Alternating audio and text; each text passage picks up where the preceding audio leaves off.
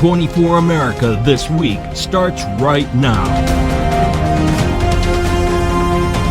സൗഹൃദം സമാധാനത്തിന് സഹായകമാകുമോ? യുക്രൈൻ യുദ്ധം പറഞ്ഞു തീർക്കുവാൻ ഡൊണാൾഡ് ട്രംപ് പുടിൻ ഉച്ചകോടി. But I'll be meeting very shortly with President Putin. It would have been sooner, but I guess there's security arrangements that unfortunately people have to make. American അടുക്കളകളിൽ നിന്ന് പടി ഇറങ്ങുമോ Indian ഉൽപ്പന്നങ്ങൾ? The new tariff will heavily impact exporters like us, making our products less competitive in the market. അതുപോലെ customers immediate ഒരു supply chain shift we can expect if we don't address this issue very seriously.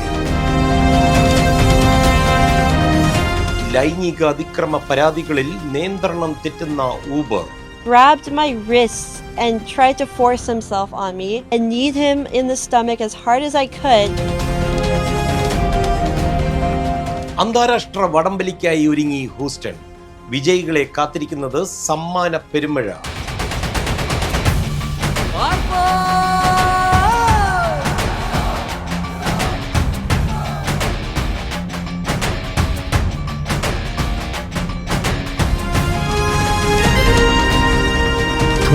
America This Week, here now.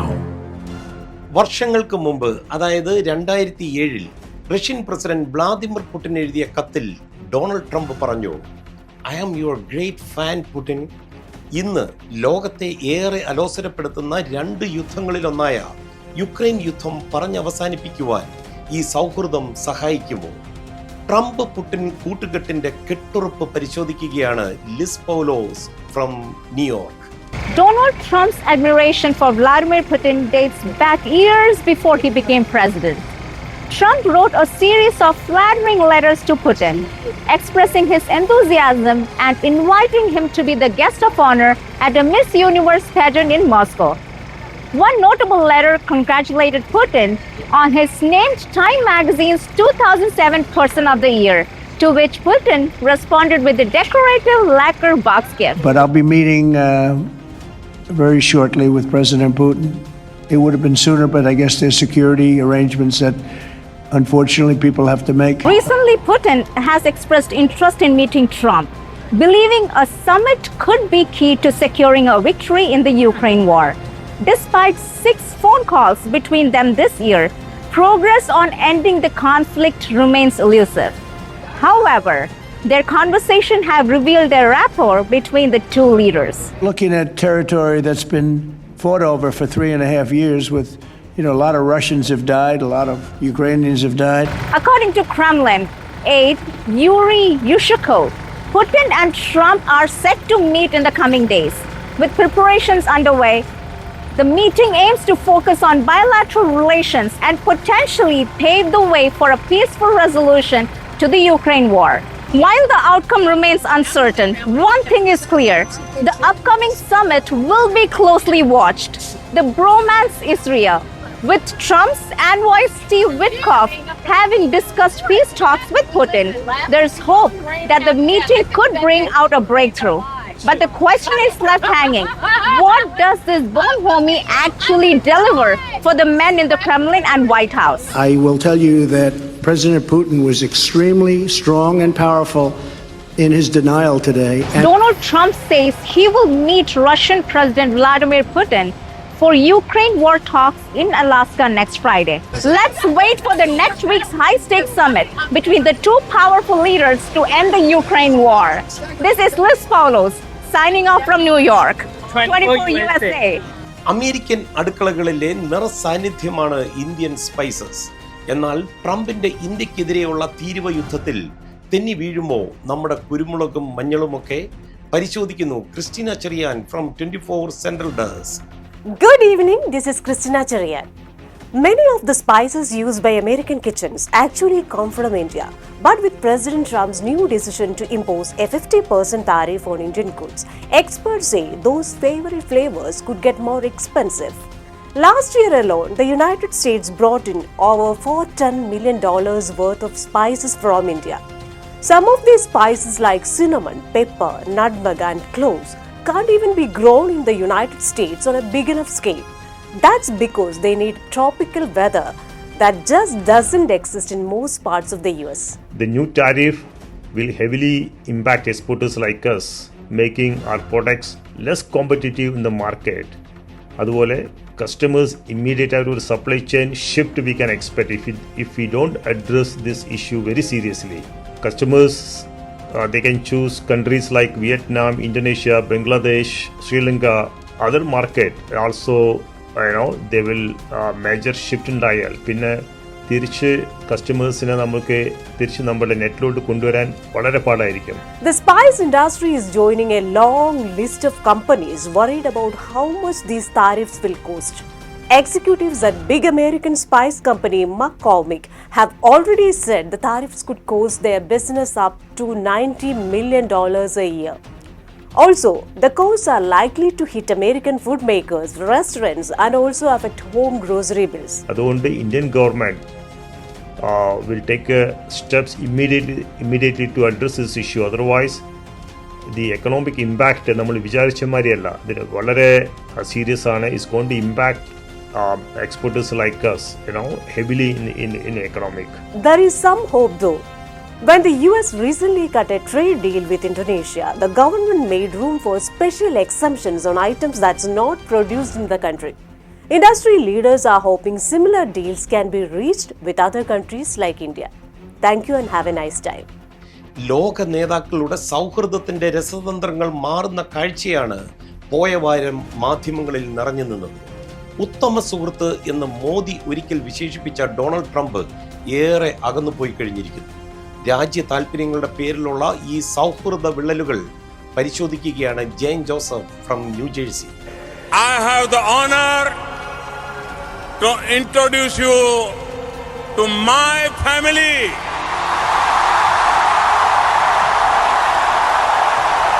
The praise US President Donald Trump and Indian Prime Minister Narendra Modi lavished on each other only months ago seems a distant memory amid a deepening trade war involving Vladimir Putin's oil revenues. A standoff between Trump and India has emerged after the president imposed with another 25% levy due to its purchase of Russian oil that funds Putin's aggression in Ukraine.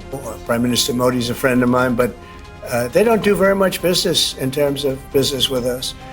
They sell a lot to us, but we don't buy from them. You know why? Because the tariff is so high. They have one of the highest tariffs in the world. But things between the pair had already started going south in May when Trump waded into a sensitive dispute between India and Pakistan. But friendships can go through bumpy periods, and India was left peeved when Trump took credit for India and Pakistan agreeing to a ceasefire at Kashmir.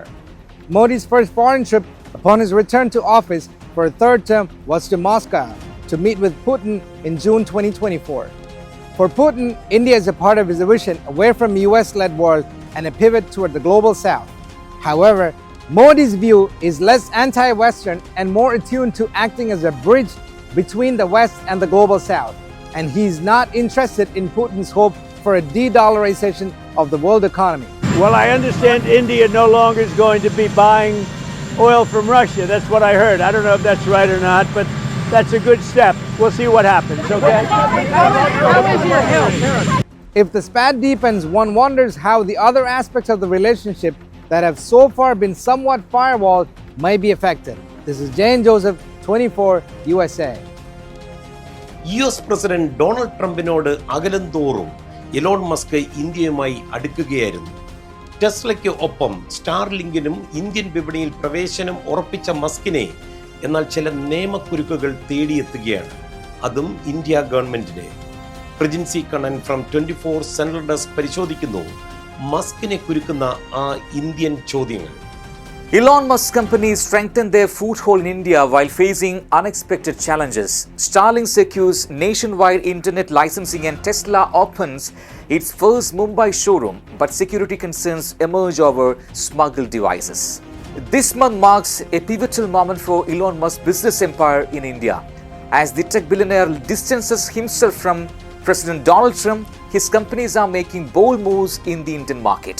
हो गई है, उसी के साथ broadband connectivity भी आ गई है, optical fibre की कनेक्टिविटी भी आ गई है और उसी के साथ सैटेलाइट कनेक्टिविटी भी बहुत महत्वपूर्ण है, क्योंकि दूर दराज इलाकों में जहां हम लोग वायर नहीं ले सकते, लगा सकते जहां हम टावर स्थापित नहीं कर सकते. Starlink has successfully secured licensing to launch internet services across India. This satellite internet service promises to revolutionize rural connectivity by bypassing traditional fiber infrastructure challenges. However, with monthly subscriptions potentially exceeding $100, well above typical Indian rates, the service will likely target government contracts and partnerships with rural schools and healthcare providers. Meanwhile, Tesla has opened its first showroom in Mumbai's prestigious Bandra Kurla complex, signaling serious intent to capture India's growing electric vehicle market. But the expansion has not been smooth. Indian authorities discovered Starlink devices with smugglers in the Andaman and Nicobar Islands during a massive $4.2 billion drug bust. Similar devices were found with insurgents in Manipur, raising significant national security concerns. अगले दिनों में तीसरा licence दिया जाएगा. पहला licence OneWeb को दिया गया था जो भारती की ग्रुप कंपनी है. दूसरा लाइसेंस रिलायंस को दिया गया था. तीसरा लाइसेंस स्टारलिंक को दिया जा रहा है. When the government demanded details on device ownership, Starlink refused compliance, citing US data privacy laws. Additionally, the X platform faces legal challenges over government takedown orders related to internet censorship. Despite these hurdles, Musk's vision for India remains ambitious as his companies navigate complex regulatory and security landscapes. Stay tuned for more as we continue monitoring these developing stories. Prajan C. Kannan, Central News Desk 24, Kochi. പൊതുഗതാഗത രംഗത്ത് വിപ്ലവം സൃഷ്ടിച്ച Uber ഒരു വലിയ പ്രതിസന്ധിയിൽ കൂടി കടന്നു പോകുകയാണ്. ഓരോ 8 മിനിറ്റിലും ഒരു ലൈംഗികാതിക്രമ പ്രശ്നം റിപ്പോർട്ട് ചെയ്യപ്പെടുന്നു എന്നാണ് പുതിയ കണക്കുകൾ. ഊബർ സുരക്ഷിതമാണ്. Report by Ammu from New Jersey. Grabbed my wrists and tried to force himself on me and kneed him in the stomach as hard as I could. Shocking new details have emerged about the safety concerns at Uber as sealed court records reveal a staggering number of sexual assault reports linked to the ride-sharing giant, far exceeding what the company has publicly disclosed. Court documents obtained by the New York Times revealed that between 2017 and 2022, Uber received reports of sexual assault or misconduct in the United States roughly every 8 minutes, totaling over 400,000 incidents. He went into the back seat of the vehicle with the girl, and during that time is when the sexual assault and the rape occurred. And that's when, at the same time, witnesses came down there, confronted him, and immediately got the victim out of the vehicle. This figure dwarfs the 12,522 serious sexual assault cases Uber previously disclosed for the same period. Despite Uber's public claims of being one of the safest travel options, internal teams have been grappling with the issue for years. The company tested tools like sophisticated matching algorithms, mandatory video recordings, and pairing female passengers with female drivers to enhance safety. But the problem persists. Assault survivors. Thousands of people have been sexually assaulted while thinking they were taking a safe ride home. Court records also suggest that the report of such incidents have risen since 2022, though Uber has not released updated data. The documents reveal disturbing patterns. Women, whether passengers or drivers, are the primary victims, with attacks often occurring late at night or on weekends, typically near bars. Offenders, usually male drivers or passengers, often have prior complaints or low ratings. Intoxicated passengers are particularly vulnerable. It's still a significant problem and one that the public needs to be aware of. Uber acknowledges that fear, intimidation, or shame may lead to underreporting, especially since many drivers know passengers' home addresses. Uber has yet to comment on these latest revelations. As the ride-sharing industry faces growing scrutiny, questions remain about how the company will address this crisis. This is Ammo 24 USA. Democratic പാർട്ടിയുടെ New York mayor സ്ഥാനാർത്ഥി Zohran മംദാനിയെ അനുകൂലിച്ചും എതിർത്തും വലിയ പ്രചരണമാണ് അമേരിക്കയിൽ. Democratic party ഔദ്യോഗികമായി ഇസ്രായേലിനൊപ്പം ആണെങ്കിലും മംദാനി തന്റെ Israel വിരുദ്ധത ഒരിക്കലും മറച്ചുവെച്ചിട്ടില്ല. എന്നിട്ടും മംദാനിയോടുള്ള പ്രതിപത്തി ന്യൂയോർക്കിലെ ജൂത വോട്ടർമാർക്കിടയിൽ വർദ്ധിക്കുകയാണ്.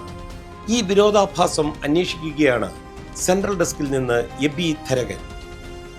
A commanding victory in the New York Democratic primary for mayor is sparking a global conversation. The winner, Sohran Mamdani, is a candidate with a strong economic message for New York and he has equally strong views on the Middle East. And as it turns out, many of New York's Jewish voters were key to his success. Mamdani's win has certainly alarmed some Jewish groups due to his outspoken criticism of the Israeli government. He has used terms once considered unthinkable for a New York politician, calling Israel an apartheid state.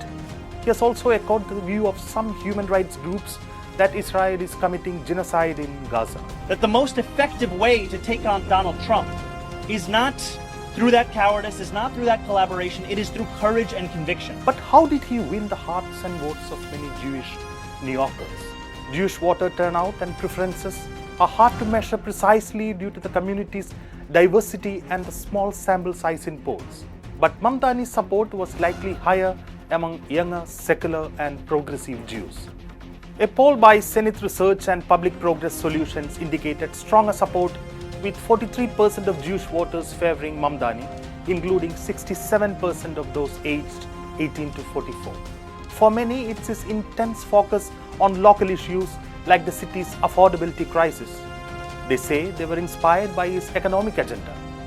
When it came to his views on Israel and its treatment of Palestinians, these voters were either unbothered by his criticism or in many cases said his views echoed their own. The common sentiment among these supporters, who span all age groups, is a belief that you can criticize the actions of the Israeli government and still be a strong supporter of Jewish New Yorkers. I'm very clear about the fact that I'm not a communist, I'm a democratic socialist, and what that means is living up to the words of Dr. King from decades ago, that call it democracy or call it democratic socialism, there must be a better distribution of wealth for all of God's children in this country. In response to his critics, Mr. Mamdani denies all charges of anti-Semitism. He has pledged that fighting hate crimes will be a top priority, promising to increase funding for that cause by 800%. He's also shared his own experiences with anti-Muslim prejudice. Since his victory, Mamdani has been actively reaching out to Jewish community leaders across the city, aiming to build bridges. It's a sign that the political landscape in New York is changing and could possibly elect a Muslim as mayor, backed by Jewish voters. അമേരിക്കയിലെ രഹസ്യാന്വേഷണ ഏജൻസികളിലും പോലീസിലും പ്രവർത്തിക്കുന്ന മലയാളികളുടെ കൂട്ടായ്മയായ American Malayali law enforcement യുണൈറ്റഡിന്റെ inspire the next generation program ന്യൂയോർക്കിൽ നടന്നു. യുവതലമുറയെ മുഖ്യധാരയിലേക്ക് കൊണ്ടുവരുവാൻ ലക്ഷ്യമിട്ട് നടത്തിയ ഈ പ്രോഗ്രാം വിശേഷങ്ങളുമായി ന്യൂയോർക്കിൽ നിന്ന് Liz Paulose. American Malayali Law Enforcement United AMLU hosted its signature event, Inspire the Next Generation, at Chatty Restaurant in New York City. The event brought together law enforcement, professionals, community leaders, and youth to share stories of service leadership and cultural pride. Our panel is to inspire the next generation, including the new officers who recently joined the department, let's say within 10 years, to be a leader in their organization. Also, we have college coming today. Our goal is to one day they be part of a law enforcement, either federal, state, or local. And I hope this inspires them and inspires our community to have more representation within NYPD and within any law enforcement, wherever they live, The event kicked off with a powerful moment of silence led by Sergeant-at-Arms Daniel Samuel of the FBI to honor fallen officers and civilians.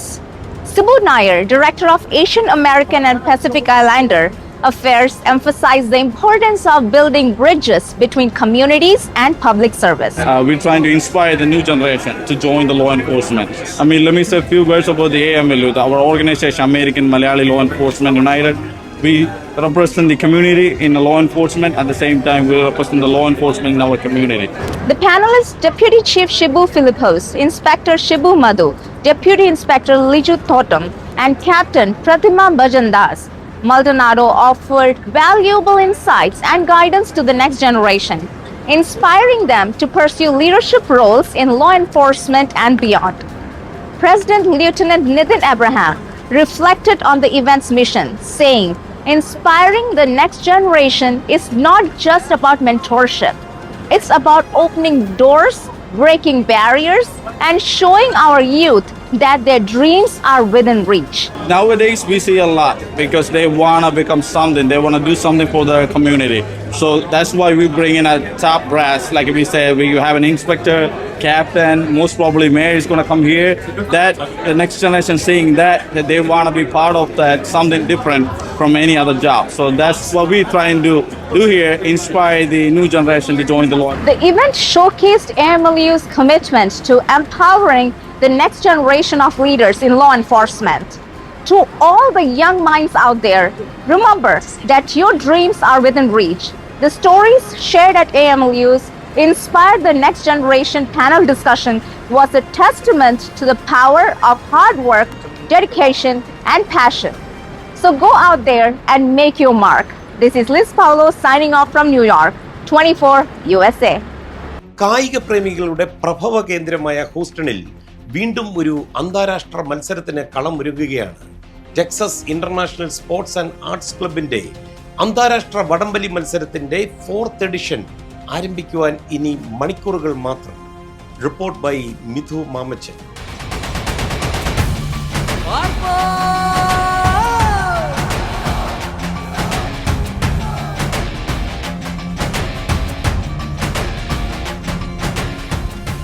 ആയിരക്കണക്കിന് ആളുകളെ ഉൾക്കൊള്ളാൻ ശേഷിയുള്ള fort bend county എപ്പിസെന്ററിലാണ് ശനിയാഴ്ച season 4 അന്താരാഷ്ട്ര വടംവലി മത്സരം. അമേരിക്കയ്ക്ക് പുറമെ കാനഡ, അയർലൻഡ് തുടങ്ങിയ രാജ്യങ്ങളിൽ നിന്നും നിരവധി ടീമുകളാണ് വടംവലി മത്സരത്തിൽ പങ്കെടുക്കാനായി ഹൂസ്റ്റണിൽ എത്തിച്ചേർന്നത്. കോട്ടയം CMS കോളേജിന്റെ കലാകായിക മേഖലയിൽ മികവ് പുലർത്തുന്ന വിദ്യാർത്ഥിനികളെ ഈ വർഷം ടിസാക് ചാരിറ്റി വിംഗ് സഹായിക്കും.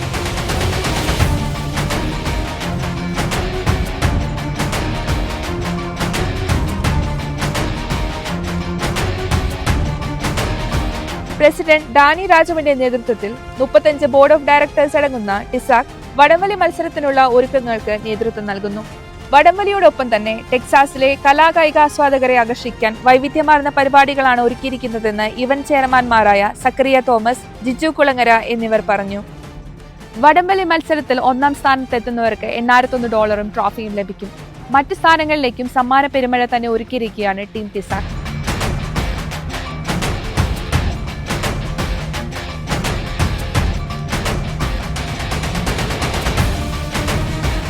This is Midhu Mamachan signing off 24 USA.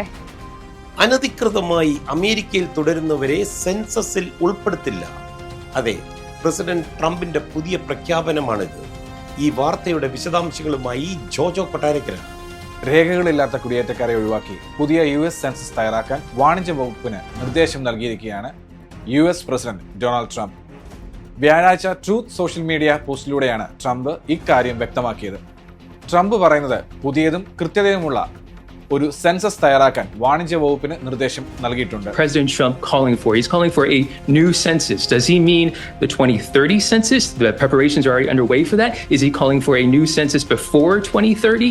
Those are really that's a big question to answer because that means how much time is left to prepare for this census. ആധുനിക വസ്തുതകളും കണക്കുകളും പ്രത്യേകിച്ച് 2024 president തിരഞ്ഞെടുപ്പിൽ നിന്ന് ലഭിച്ച വിവരങ്ങളും ഉപയോഗിച്ചായിരിക്കും ഇത്. രാജ്യത്ത് അനധികൃതമായി താമസിക്കുന്ന ആളുകളെ സെൻസസിൽ ഉൾപ്പെടുത്തില്ല. US ഹൗസിലെ സീറ്റുകളുടെ എണ്ണം നിർണ്ണയിക്കുന്നതിനും ഫെഡറൽ ഫണ്ടുകൾ വിതരണം ചെയ്യുന്നതിനുമാണ് സെൻസസ് ഡേറ്റ ഉപയോഗിക്കുന്നത്. And since 1790, there's been a thorny history of exactly which persons residing in the country was counted and by how much. But one thing is true, which is that no resident of the United States without immigration, without legal status in the United States has been left out of the census. And these are numbers used to determine each state's share of congressional seats. 10 വർഷം കൂടുമ്പോൾ നടക്കുന്ന census survey reshape ചെയ്യാനാണ് ട്രംപിന്റെ ശ്രമം. Jojo Kottarakkara, 24 USA. ഇനി American വിശേഷങ്ങളുടെ American junction.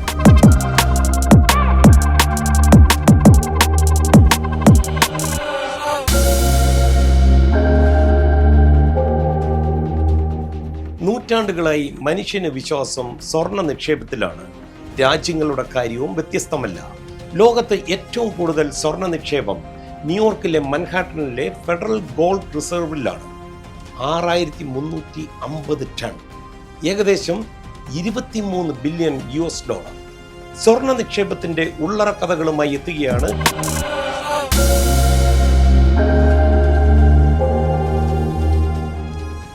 നിന്റെ നിക്ഷേപമുള്ളിടത്ത് നിന്റെ ഹൃദയം ഇരിക്കുമെന്ന ബൈബിൾ വാക്യത്തെ ഏറ്റവും ചേർത്തു വയ്ക്കാവുന്നത് സ്വർണത്തോടാണ്. കഴുത്തിലോ കാതിലോ ഉള്ള പൊന്ന് നഷ്ടപ്പെട്ടാൽ സ്ത്രീകൾക്കുണ്ടാകുന്ന ആശങ്ക മാത്രമല്ല അത്. അവർ പോലും തെരുതെരെ ആഭരണങ്ങളൊക്കെ തൽസ്ഥാനത്തുണ്ടോ എന്ന് പേർത്തും പരിശോധിക്കുന്നതിന്റെ രഹസ്യം അതിന്റെ സുരക്ഷയിലുള്ള ടെൻഷനാണ്. അപ്പോൾ വമ്പൻ സ്വർണശേഖരമുള്ള രാജ്യങ്ങൾക്ക് എത്രത്തോളം ആശങ്കയുണ്ടാകും?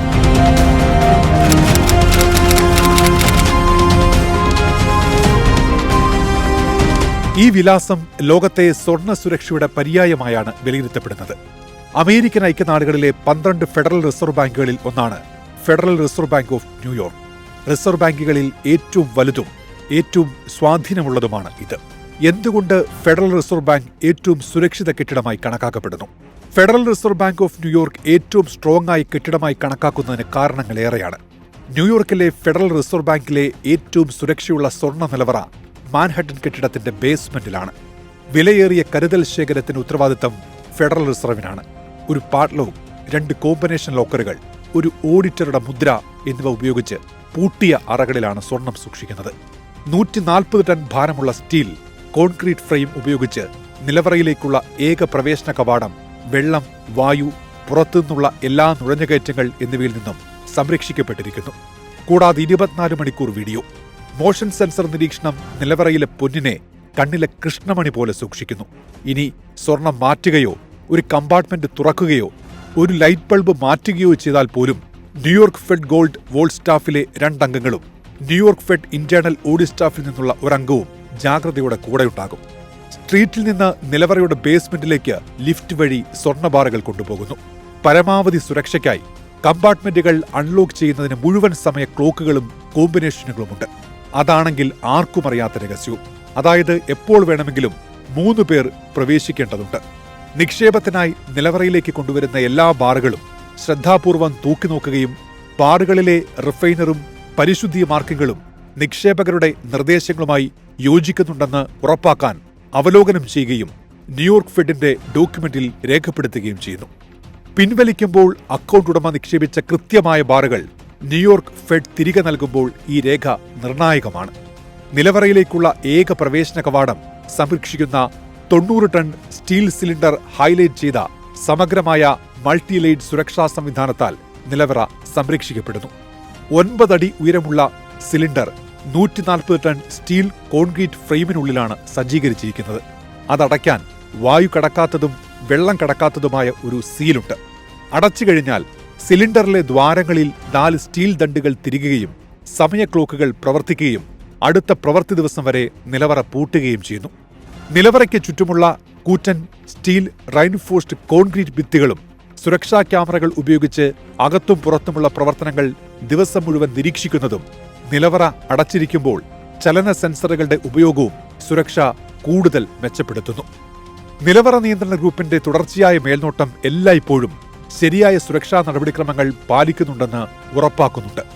ന്യൂയോർക്ക് ഫെഡിന്റെ ശക്തമായ കെട്ടിട സുരക്ഷാ സംവിധാനവും സായുധ ഫെഡറൽ റിസർവ് പോലീസ് സേനയും സ്വർണ്ണ സുരക്ഷയ്ക്കായി ജാഗ്രതയോടെയുണ്ട്. നിലവറയുടെ പ്രവർത്തനം നോക്കിയാൽ ബാങ്കിന്റെ നിലവറയ്ക്കുള്ളിൽ മനുഷ്യർക്ക് പ്രവേശിക്കാനാവില്ല. റോബോട്ടുകളുടെ ഒരു സംഘമാണ് ചില ജോലികൾ ചെയ്യുന്നത്. Jason Bourne level protection force അതിന്റെ ചുറ്റളവ് നിരീക്ഷിക്കുന്നു. ബാങ്കിന്റെ സുരക്ഷാ സംവിധാനങ്ങൾ ഏറെ വിശ്വസനീയമാണ്. വിദേശ സർക്കാരുകൾ പോലും സ്വർണ്ണ സംഭരണത്തിനായി ഇത് ഉപയോഗിക്കുന്നു. വ്യക്തികൾക്ക് സ്വർണം ഇവിടെ സൂക്ഷിക്കാനാകുമോ? ഇല്ല. വ്യക്തികൾക്കോ സ്വകാര്യ മേഖലയിലെ സ്ഥാപനങ്ങൾക്കോ ഈ നിലവറയിൽ സ്വർണം സൂക്ഷിക്കാൻ അനുവാദമില്ല. ഇന്നത്തെ കറൻസിയിൽ ഓരോ സ്വർണ്ണക്കട്ടിക്കും ഏകദേശം $6,40,000 വില വരും. സ്വർണം സൂക്ഷിക്കാൻ ചെലവെങ്ങനെയാണ്? സ്വർണം നിലവറയിൽ എത്തിക്കുമ്പോഴും തിരിച്ചെടുക്കുമ്പോഴും ഇടപാടുകൾക്ക് അക്കൗണ്ട് ഉടമകൾ ഒരു പ്രോസസ്സിംഗ് ഫീസ് അടയ്ക്കുന്നു. എന്നാൽ സ്വർണ്ണ സംഭരണത്തിന് യാതൊരു ഫീസും ഈടാക്കുന്നില്ല. എല്ലാം കേട്ടുകഴിയുമ്പോൾ ഇതൊന്ന് കണ്ടാൽ കൊള്ളാമെന്നുണ്ടോ? അതിനും വഴിയുണ്ട്. ന്യൂയോർക്ക് ഫെഡിന്റെ സൗജന്യ പൊതു ടൂറിന്റെ ഭാഗമായി ലോകമെമ്പാടുമുള്ള 10,000-കണക്കിന് സന്ദർശകർ എല്ലാ വർഷവും സ്വർണ്ണ നിലവറ സന്ദർശിക്കുന്നു. ഇതാണ് ന്യൂയോർക്ക് ഫെഡറൽ റിസർവ് ബാങ്കിന്റെ കരുത്തിന്റെ കഥ.